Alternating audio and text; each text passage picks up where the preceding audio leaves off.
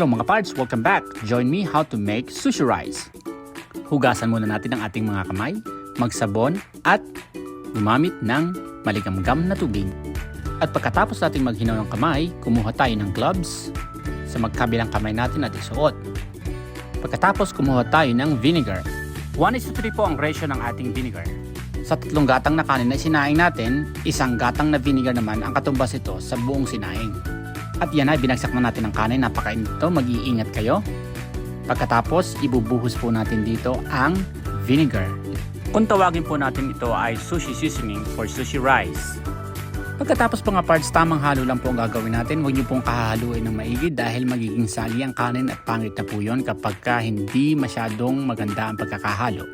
Dahil magiging masyadong malagkit siya. Haluin ng maayos. At pagkatapos po ng 15 minuto, haluin niyo ulit pabaliktad. Haluin ng maigi. 2 beses ko po itong binaliktad. So after another 15 minutes, hahaluin ko po ulit siya para mas malalong maganda ang aking kanin.